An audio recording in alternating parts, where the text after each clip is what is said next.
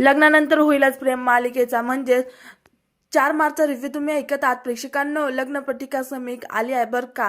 लगीन साई सुरू झालेली आहे. मंजू आत्याने हजेरी लावली आहे बरं का लग्नाला.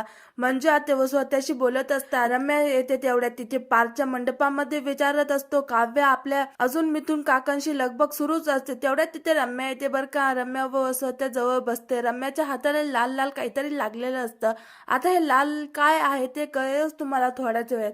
वसू आत्या म्हणत असतात त्या सगळ्यांकडे बघून, बघ बघ काय कौतुक चाललंय, काय तो आनंद, काय तो उत्साह, बघ रम्या बघ कसे नाचू लागले सगळे. वसू आत्याला काही त्यांच्या भावाच्या फॅमिलीचा आनंद सहन होत नाही. वसू आत्या रम्याला म्हणत असतात काय बाई दुसऱ्यांदा लग्न करताय ना, हे सगळे लग्न असं दाखवलंय जणू काही कोणी लग्नच केलं नाही आतापर्यंत. अशी जलसी असते ना काही प्रेक्षकांनो. या मालिनी म्हणतात थांब पार्थ येईल काव्या. लगेच वसू आत्या म्हणतात काय यांचं काव्य काव्य चाललंय, येईल ना काव्या लवकरच. आता रम्याने तिथे ते लाल हात वसू आत्याला दाखवले असतात. आता बघा प्रेक्षकांनो हा सीन लक्षपूर्वक बसता. वसू आत्या ते लाल हात बघतात. आता इथे एक इन्सिडेंट दाखवलाय.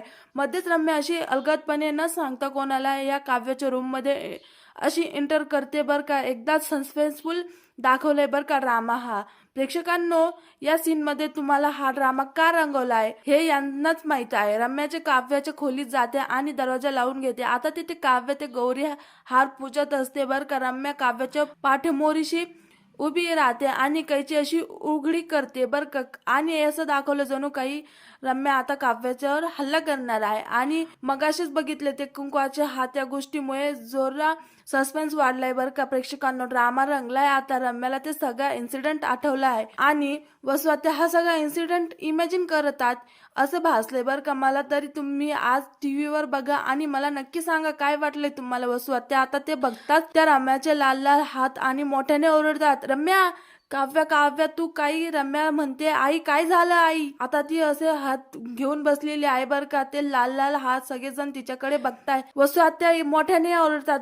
रम्याचे ते लाल लाल हात बघून सगळ्यांना एवढी भीती वाटते जणू काही असं वाटतंय की रम्याने काव्याच्या बाबतीत काही अपघात तरी ना केला. पार्थ उठून उभा राहतो आणि म्हणतो रम्या काय केलं तू. रम्या म्हणते नाही नाही पार्थ नाही मी काही नाही केलं असं वसू आत्या म्हणतात. रम्या काय केलं तू. बघा प्रेक्षकांनो वसू आत्याने कंगवाला केलाय बर का. रम्या म्हणतात की मी खरंच काही नाही केलंय, देवाची शपथ घेऊन सांगते मी काही नाही केलं. रम्या तिच्या हाताकडे बघत असतो. पार्थ आता मागचा पुढचा विचार न करता काव्य काव्य करून त्या काव्याच्या खोलीकडे धावायला सगळ्यांचे थांबवलेले चेहरे आपल्याला तिथे दिसणार आहे. आता बघा सगळेच काव्याच्या खोलीकडे पाहतात आणि ती काय करते बघा.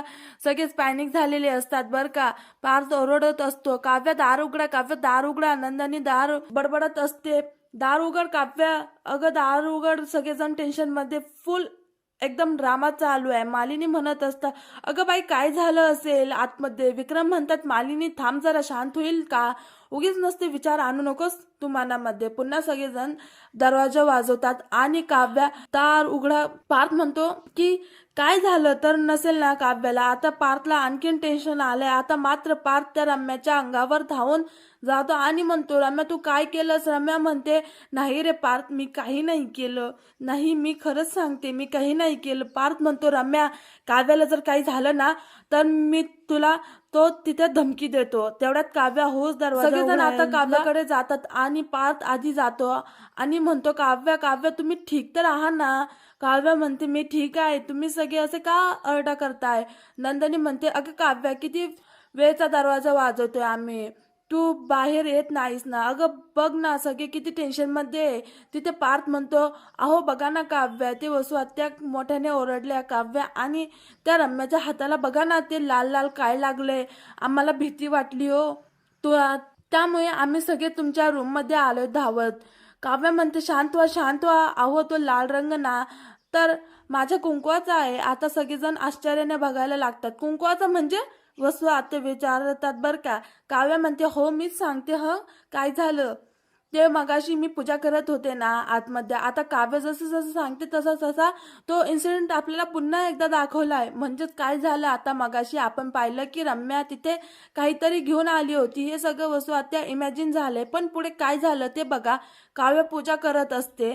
म्हणजेच आधी तर त्यांनी मिथुन काकापासून सीन घेतलाय. मिथुन काका म्हणत असतात, या ना पोरींनो, चला ना पोरींनो, लवकर आवरा, अरे तिथे जाऊन माझा मामा होईल. नाहीतर तेव्हा काव्या म्हणते, तुम्ही दोघे पुढे जा, मी आले. त्यावर मिथुन काका म्हणतात, अगं बाई काव्या, तू लवकर आवर, तो तुझा बोक्या ना गुडघ्याला, अगं गुडघ्याला नाही, गुड्ड्याला बाशिंग बांधून तयार आहे तुझ्यासाठी, चल बाई लवकर ये. काव्या म्हणते, हो आलेच मी, वॉशरूमला जायचंय, असं म्हणत आता काव्य तिथून जाते.